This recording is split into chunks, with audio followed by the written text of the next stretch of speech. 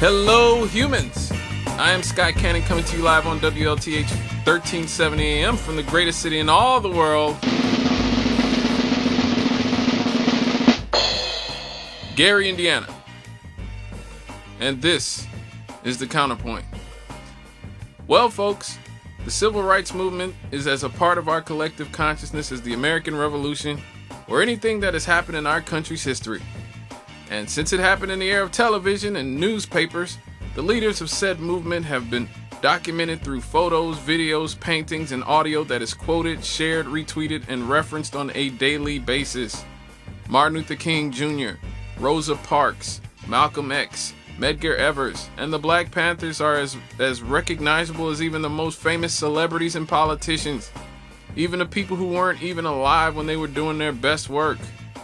Oddly, one name is too often, strangely, missing from that collective of canonized leaders, even though her contributions to the movement are just as important in many ways.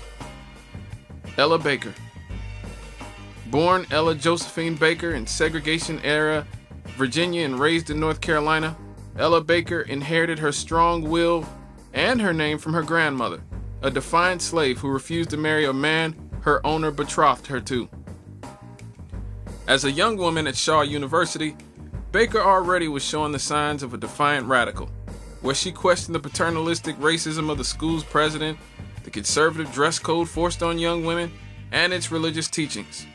After college, she moved to New York City to work at a black newspaper and became part of the Young Negroes Cooperative League, which sought to develop black economic power through collective planning. Here, she also worked for the Workers' Education Project, which was a part of Franklin Roosevelt's Workers' Progress Administration, and immersed herself in Harlem's Black Renaissance, befriending scholars John Henry Clark and Pauli Murray. In 1938, she started working for the NAACP and eventually raised through the ranks to become the most powerful woman within the organization.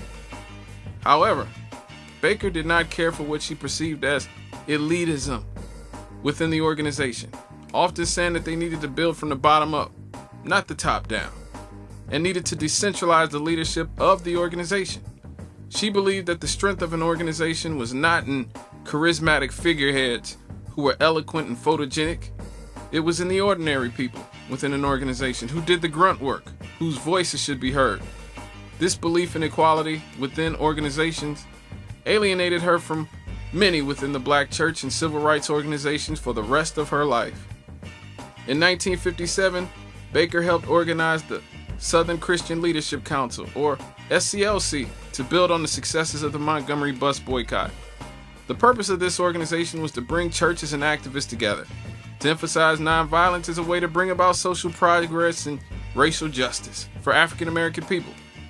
But a byproduct of the success of the SCLC was that it made a young reverend named Martin Luther King Jr. a star on the scene.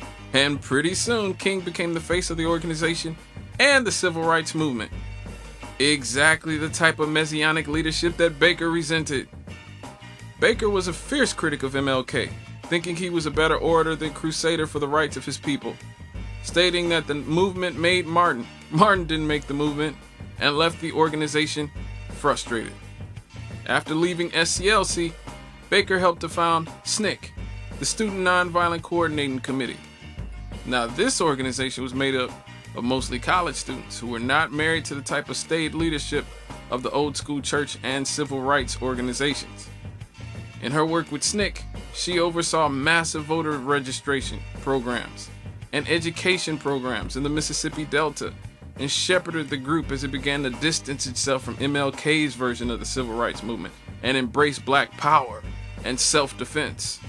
Here, she became a mentor to young revolutionaries like Stokely Carmichael, Julian Bond, and Curtis Muhammad. As her health began to fail in her later years, she returned to New York City, becoming a big part of the movement to free Angela Davis, the Puerto Rican independence movement, and many women's groups. So you see, on the eve of what would have been Ella Baker's 115th birthday, her legacy lives on through the generations of radicals and revolutionaries that she helped inspire. And maybe it's best that she's not mentioned along with the MLKs, Rosa Parkses, and Malcolm X's, as she didn't believe in individual leadership. She believed in the power of collective organizing and struggle. Because as she put it, strong people do not need strong leaders. Okay, folks, you can chop it up with me on Twitter at The Chemist Lives. The Chemist is spelled with the K, as I am a product of the Gary Community School System, and we can talk about politics, music, sports. You can tell me how terrible I am at this job. Or you can listen to me every Monday from 6 to 8 on Issues and Answers with Jonathan Boose. I am Scott Cannon, and that was the Counterpoint on WLTH 1370 AM. God bless the working class, and God bless organized labor. And I am out, humans.